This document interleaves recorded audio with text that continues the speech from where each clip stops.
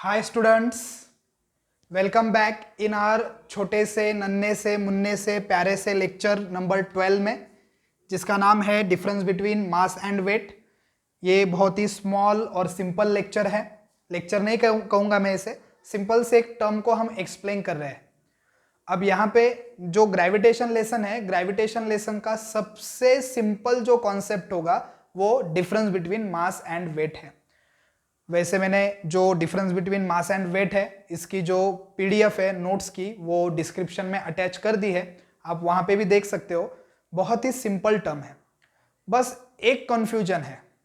Confusion ये है कि रेगुलर लाइफ में, कॉलिक्यूली मतलब रेगुलर लाइफ में जनरली हम क्या करते हैं, जब हम मास की बात कर रहे होते हैं, हम बोल रहे हैं अबाउट मास, मगर हम वर्ड यूज करते हैं वेट। बस इतना सा प्रॉब्लम है, बाकी ये कॉन्सेप्ट बहुत सिंपल है।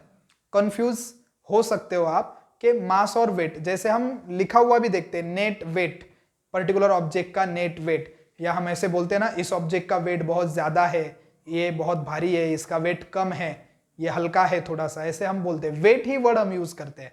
इस पर्सन का वेट ज्यादा है, वेट कम है। तो एक्चुअली जब भी हम वेट ये वर्ड यूज कर रहे हैं ना, तो हम बोल रहे हैं about mass. When we are using word weight, then we are talking about the mass actually in regular life. Regular life में हम जब भी वेट वर्ड बोलते हैं तो हम बोल रहे होते हैं मास के अकॉर्डिंग या अबाउट द मास। ठीक है, बस इतना सा प्रॉब्लम है, बाकी कुछ भी नहीं है। मगर ये प्रॉब्लम नहीं है, बस ये बोलने का हेर फेर है। फिजिक्स में ये दोनों चीजें अलग अलग है। वेट अलग होता है, मास अलग होता है। वेट क्या है? वेट क्या है? Weight is the force. Weight is the force of the earth on the object. Weight क्या है? फोर्स है किसके ऊपर? अर्थ का ऑब्जेक्ट के ऊपर। ठीक है, तो फोर्स का फॉर्मूला क्या है फिर? Mass into acceleration due to gravity. Therefore weight का फॉर्मूला क्या लिख सकते हैं हम? मास इंटू जी का फॉर्मूला पता है हमें, gm/r²। तो ये वेट का फॉर्मूला, तो ये होता है वेट। वेट क्या है? एक फोर्स है जो अर्थ का ऑब्जेक्ट के ऊपर लगा हुआ है। अगर मैं कहूं कि एक ऑब्जेक्ट है जिसका मास 10 किलोग्राम है, तो उसका वेट कितना होगा? अब ये फोर्स है, तो फोर्स का एसआई यूनिट क्या होता है? न्यूटन होता है। फोर्स का एसआई यूनिट क्या है? न्यूटन। मास का एसआई यूनिट किलोग्राम है। मास, जैसे मैं बोलूं कि एक 10 किलो की चीज है, उसका वेट कितना है? If an object's mass is 10 kg, then what will be its weight? अगर ऐसे बोलूं मैं, तो क्या करना होगा मुझे? Weight is equal to mass into acceleration due to gravity. Mass कितना है? 10, और एक्सेलरेशन ड्यू टू ग्रेविटी हम कितना ले सकते हैं? 10 ले सकते हैं, अप्रोक्सीमेट 9.8 के। तो वेट कितना आ जाएगा फिर? 100 न्यूटन। कितना वेट होगा?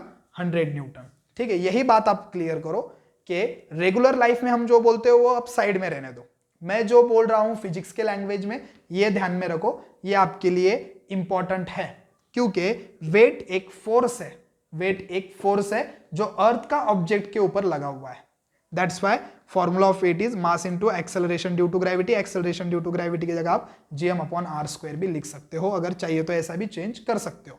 तो अगर मैं बोलूं कि एक ऑब्जेक्ट है जिसका मास 10 kg है, उसका वेट कितना है? मास 10 kg है, तो वेट 100 न्यूटन है।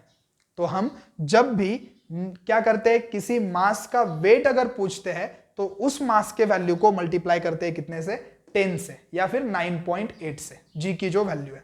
अब मास क्या है?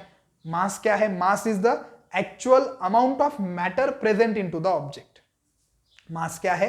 Actual matter present into the object is called as mass. अब इसको एक एग्जांपल से समझते हैं।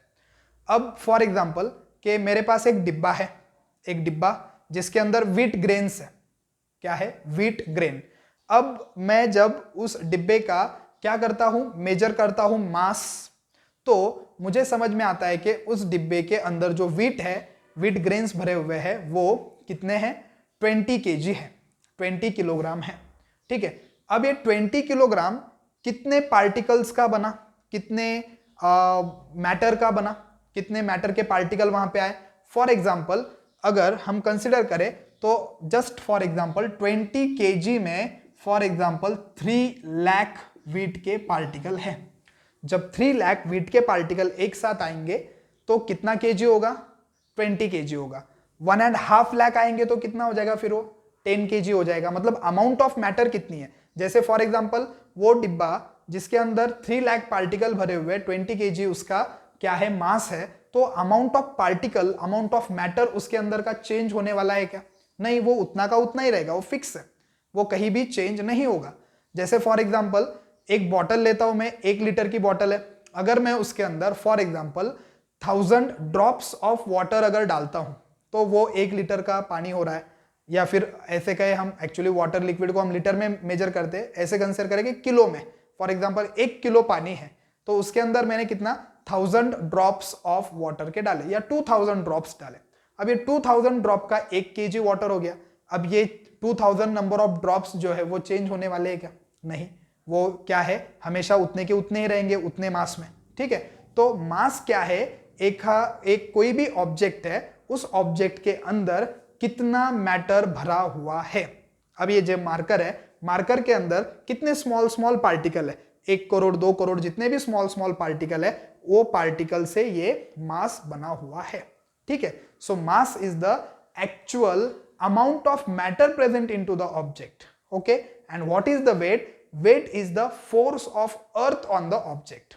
Okay, we can write formula for weight because it is a derived quantity. ये derived quantity है, इसलिए हम इसके लिए formula लिख सकते हैं, but we can't write formula for mass because it is a fundamental quantity. Fundamental quantity किसी के भी ऊपर डिपेंड नहीं होती, इसलिए हम उसका फॉर्मूला, रियल फॉर्मूला नहीं लिख सकते हैं। अगर चेंज करके लिखना ही है तो लिख सकते हैं। जैसे हमें force is equal to mass into acceleration पता है, हमें एक्सेलरेशन दिया है, फोर्स दिया है, तो मास हम कैलकुलेट कर सकते हैं। Therefore mass is equal to force upon acceleration. मगर मास फोर्स और एक्सेलरेशन के ऊपर डिपेंड नहीं है, फंडामेंटल क्वांटिटी। अगर लिखना ही है तो लिख सकते हैं चेंज करके, मगर ये रियल मास का फॉर्मूला है क्या, मतलब ये मास का फॉर्मूला होता है क्या, नहीं, ये फोर्स का फॉर्मूला है। उसको हमने चेंज करके, इंटरचेंज करके मास के सेंस में लिखा। मगर हमें ये याद रखना होगा कि मास एक फंडामेंटल क्वांटिटी है, फंडामेंटल क्वांटिटीज के फॉर्मूले नहीं होते, फंडामेंटल क्वांटिटीज से मिलकर और फॉर्मूले बनते हैं जिन्हें हम डिराइव क्वांटिटी बोलेंगे। जैसे वेट क्या हो गई हमारी डिराइव क्वांटिटी, क्योंकि मास इनटू एक्सेलरेशन, ओके, इसका ये क्या है, प्रोडक्ट है, या फिर mass into acceleration due to gravity, इसका प्रोडक्ट है। तो हम वेट के लिए फॉर्मूला लिख सकते हैं, मास के लिए नहीं। मास यूनिवर्सल है, मास कहीं भी प्लेस टू प्लेस चेंज नहीं होता, मास यूनिवर्सल है, it don't change place to place. मगर weight is not universal, it will change place to place. Weight क्या होगा, चेंज होगा। अब सिंपल सी बात है ना, अभी हमने देखा कि इक्वेटर के ऊपर जो वैल्यू है जी की, वो कितनी वैल्यू है, इक्वेटर के ऊपर जी की वैल्यू कितनी है, 9.7 मीटर पर सेकेंड स्क्वायर, और पोल के ऊपर, ये इक्वेटर के ऊपर वैल्यू होगी, और जी की वैल्यू पोल्स के ऊपर कितनी है, 9.8 मीटर पर सेकेंड स्क्वायर। अब अगर मैं एक मास है 10 केजी का, 10 केजी का मास है, अगर मैं उसका इक्वेटर पे वेट कर रहा हूं और पोल पे वेट कर रहा हूं तो डिफरेंट आएगा। जैसे for example weight on equator, तो क्या होगा, mass into g on equator. और अगर मैं बोलूं वेट ऑन पोल, तो मास इंटू जी ऑन पोल। अब यहाँ पे मास तो 10 केजी, वो तो नहीं चेंज हुआ, 10 KG, mass is universal, mass do not change place to place, but G की वैल्यू तो चेंज हो गई ना। इक्वेटर पे कितनी है, 9.7, और पोल पे कितनी है, 9.8, तो इसका आंसर कितना आएगा, 97 न्यूटन, और यहाँ पे आंसर आएगा 98 न्यूटन। तो इक्वेटर के ऊपर जो वेट है 10 किलो के ऑब्जेक्ट का, वो 97 न्यूटन है, और पोल के ऊपर जो वेट है 10 किलो के ऑब्जेक्ट का, वो 98 न्यूटन है। मतलब जी की वैल्यू चेंज हो गई तो वेट भी क्या हो गया, चेंज हो गया। So weight is not universal. SI unit क्या है, मास का किलोग्राम, वेट का क्या है, न्यूटन। सीजीएस यूनिट मास का ग्राम, और सीजीएस यूनिट वेट का डाइन, क्या है, डाइन, न्यूटन एसआई में, डाइन किस में, सीजीएस में। उसके बाद मास कभी भी जीरो नहीं हो सकता, मास क्या नहीं हो सकता, जीरो नहीं हो सकता, बट वेट क्या हो सकता है, जीरो हो सकता है। मतलब एक ऑब्जेक्ट है, जैसे 10 किलो का ही ऑब्जेक्ट है, 10 किलो को आप कहीं पर भी लेके जाओ, 10 किलो को आप अर्थ के सेंटर पे भी लेके जाओ, तो अर्थ के सेंटर पे अर्थ का मास जीरो हो गया, क्योंकि वहां पे कुछ है ही नहीं। ओके, मतलब आप बोलोगे कि सर आप अभी आप बोल रहे थे कि मास जीरो नहीं हो सकता और अर्थ के सेंटर पे जो अर्थ का मास है वो जीरो है। अब सिंपल सी बात है, अर्थ का सेंटर अगर हम कंसीडर करें तो ये कोई एक मतलब रियल थिंग नहीं है, एक इमेजिनरी थिंग है कि जहां पे हम कंसीडर करते हैं कि ये सेंटर है अर्थ का, ठीक है, और यहाँ पे पूरा मास कॉन्सेंट्रेटेड है, तो उसको हम सेंटर ऑफ मास बोलते हैं। सेंटर को, उस पॉइंट को हम सेंटर ऑफ मास बोलते हैं जहां पे पूरा मास कॉन्सेंट्रेटेड है। अगर हम वहां तक चले गए तो मास तो नहीं रहा, पूरा मास निकल गया, तो अर्थ का मास वहां पे क्या हो गया, जीरो, क्योंकि ऑब्जेक्ट ही नहीं है। मगर फॉर एग्जांपल एक 10 kg का ऑब्जेक्ट है, उस ऑब्जेक्ट को मैं अगर फॉर एग्जांपल कहां लेकर जाता हूं, अर्थ के सेंटर पे या फिर मून के ऊपर या फिर मार्स के ऊपर, तो 10 kg तो 10 kg ही रहेगा, उसके अंदर की अमाउंट चेंज नहीं होगी। So mass never be zero, mass zero नहीं हो सकता, ठीक है। अर्थ का मास सेंटर पे जीरो क्यों है, क्योंकि सेंटर एक कोई रियल थिंग नहीं है, इमेजिनरी थिंग है कि इमेजिन किया है वहां पे मास कॉन्सेंट्रेटेड है। ओके, अगर हम सेंटर तक, उस पॉइंट तक चले गए तो मास तो अर्थ का रहा ही नहीं। जैसे फॉर एग्जांपल मैं बोल रहा हूं 10 kg 10 kg, वो है ही नहीं मेरे सामने, तो मास है क्या फिर, नहीं। मतलब अब ऑब्जेक्ट है तो मास होगा, ऑब्जेक्ट नहीं है तो मास नहीं होगा। पर्टिकुलरली हम कब बोल रहे हैं, ऑब्जेक्ट होने के बाद। ऑब्जेक्ट है तो मास होगा ही होगा, मास जीरो नहीं हो सकता, मगर वेट जीरो हो सकता है। क्योंकि अगर मैं 10 किलो के ऑब्जेक्ट को अगर मैं वेट सेंटर पे कैलकुलेट करूं या स्पेस में इंफिनिटी पे, तो मास इंटू जी की वैल्यू क्या हो जाएगी, जीरो हो जाएगी। 10 इंटू अगर जीरो करता हूं तो वेट क्या हो जाएगा सेंटर पे या फिर बहुत इंफिनिटी पे, 0 न्यूटन हो जाएगा। तो वेट की वैल्यू क्या हो सकती है, जीरो हो सकती है, मगर मास की नहीं, मास की वैल्यू होती है अगर ऑब्जेक्ट है तो, ठीक है। तो इतने सभी चीजें हैं जो डिफरेंस है, difference between mass and weight. आप और अच्छा समझने के लिए पढ़ सकते हो डिस्क्रिप्शन में जो लिंक है जहां पे नोट्स डाले हुए हैं। ओके, अब मैक्सिमम जो लेसन है हमारा ये कवर हो गया है।